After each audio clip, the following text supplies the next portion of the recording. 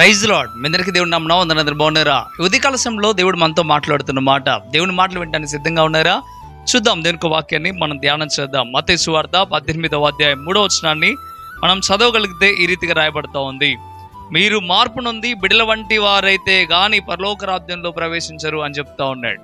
యేసు ప్రభు వారు చెప్తున్న మాట ఏంటయ్యా అంటే, మీరు మార్పు నొంది అంటున్నాడు. మీరు అనగా ప్రతి ఒక్క మనిషి మార్పు నొందాలి అని కోరుకుంటా ఉన్నాడు. మరి ఎలా మార్పు నొందాలి, ఏ రీతిగా మార్పు నొందాలి అంటే, బిడల వంటి వారిగా మనం మారిపోవాలి. ఎప్పుడైతే బిడల వంటి వారిగా మనం మారిపోతామో అప్పుడు మన పరలోక రాజ్యం చేరతాం. అదేంటండి, పెద్దవాళ్ళుగా ఉన్నాం, పిల్లలుగా ఎలా మారిపోతాం అనే ఆలోచన చేస్తా ఉన్నారా?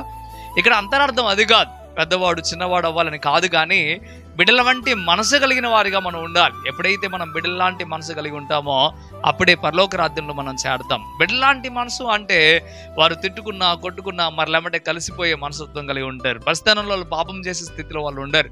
కానీ పెద్దవారిగా ఉన్న వారి పరిస్థితి ఎలా ఉంటుందయ్యా అంటే చాలా దౌర్భాగ్యంగా ఉంది. ఈ దినాల్లో మనం చూడగలిగితే చూడండి, ఇద్దరు పిల్లలు కొట్టుకుంటారు, తెల్లారే కలిసిపోతారు. కానీ పెద్దవాళ్ళకు గొడవ వస్తే మాత్రం అది సంవత్సరం అవుతుందో, లేకపోతే 2 సంవత్సరాలు అవుతుందో, లేకపోతే చచ్చే వరకు కూడా అది అలాగే కొనసాగిద్దో కూడా తెలియదు.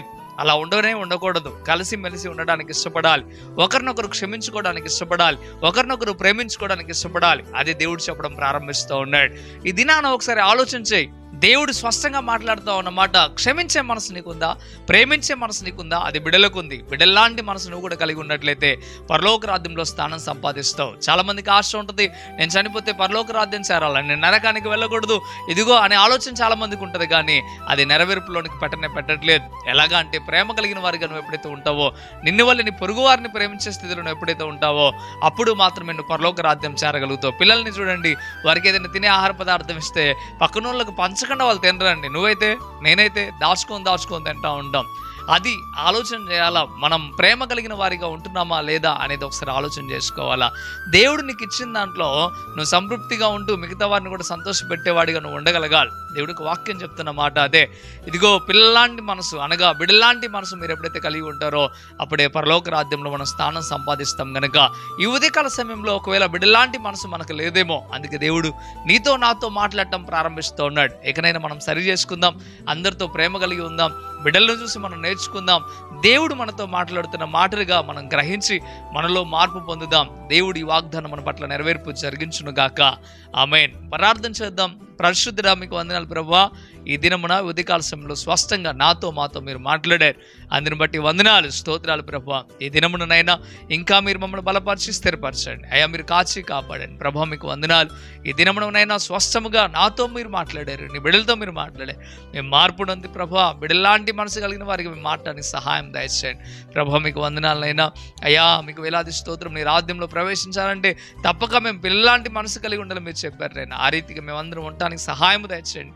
ఈ దినమును మరలా మమ్మల్ని జ్ఞాపకం చేసుకొని మరొకసారి మీరు మమ్మల్ని హెచ్చరించినందుకు వేలాది స్తోత్రం చెప్తూ యేసయ్య నామములో మిక్కిలి బతిమలాడి వేడుకుంటున్నాం తండ్రి. ఆమేన్, ఆమేన్. ప్రియమైన మిత్రులారా, దేవుని యొక్క వాక్యం ద్వారా మీరు బలపడినట్లయితే తప్పక వీడియోని లైక్ చేయండి, అనేక మందికి షేర్ చేయండి. ఈ మాటల ద్వారా మీరు బలపరచబడినట్లయితే కామెంట్ రూపంలో తప్పక మీరు తెలియచేయగలని కోరుకుంటూ ఉన్నాను. మీ ప్రార్థన అవసరాన్ని కూడా తెలియచేయండి. అంతేకాకుండా ప్రియమైన మిత్రులారా, ఈ పరీక్షలను మీరు ప్రోత్సహించాలని ఆశ మీకు ఉన్నట్లయితే తప్పక మీరు మమ్మల్ని సంప్రదించండి. కొండ ప్రాంతాల్లో, మారుమూల ప్రాంతాల్లో దేవుని సేవ చేయడానికి దేవుడు మమ్మల్ని ఎంతగానో ఏర్పాటు చేసుకున్నాడు. మీకు కూడా ఒకవేళ ఈ పరీక్షల్లో పాలుభాగస్తులై ఉండాలి అనే ఆశ మీకు ఉన్నట్లయితే తప్పక మీరు మమ్మల్ని సంప్రదించండి. మీకు అనేకమైన విషయాలు తెలియచేస్తాం. అదే రీతిగా ఈ పరీక్షను గురించి మీరు తప్పక ప్రార్థన చేయగలని కోరుకుంటూ ఉన్నాను. దేవుడు మిమ్మల్ని దీవించి ఆశీర్వదించి కృప చూపించును గాక. ఆమేన్. God bless you.